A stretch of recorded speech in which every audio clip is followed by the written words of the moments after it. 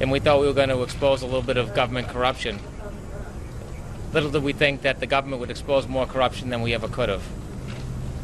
During that time, from the bottom all the way to the top, you saw the government bring out witnesses that had deals, life, money. And so at some point, hopefully this case is the beginning where people reflect a little bit on our government, ask our government questions about what happened and why, and look into why it's still going on today. Mr. Bulger, just to have this over with. Jim Bulger was very pleased at how the trial went, and even pleased by the outcome. I don't think he expected that 9 times the jury would come back and say not guilty or not proven.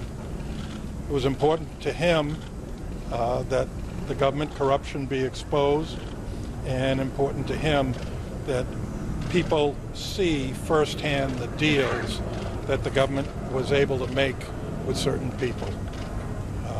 With that as what he was looking for from a trial, he's very pleased. But he called it a sham. Didn't he call it a sham? How could he be pleased with the trial that he called a sham? He has a strong feeling that he should have been able to present his defense, but presenting his immunity defense was only one of his goals in this trial.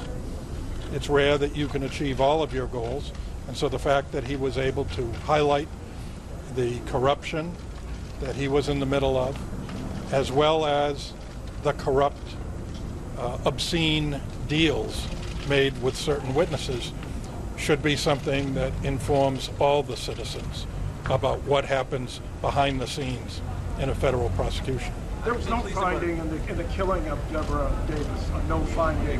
What do you conclude from that? If Bulger didn't kill Deborah Davis, or if there was no finding in that regard, what do you think happened? Hank?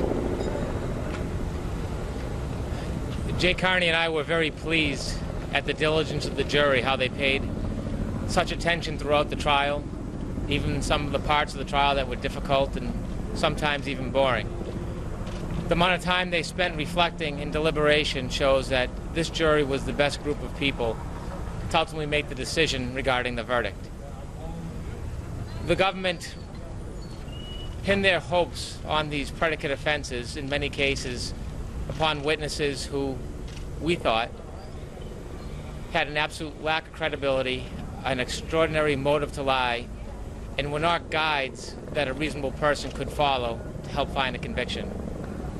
To ask a public or a jury to trust in whole witnesses that had such promises and inducements and such motives to lie, in some ways that's reflected itself in the verdict.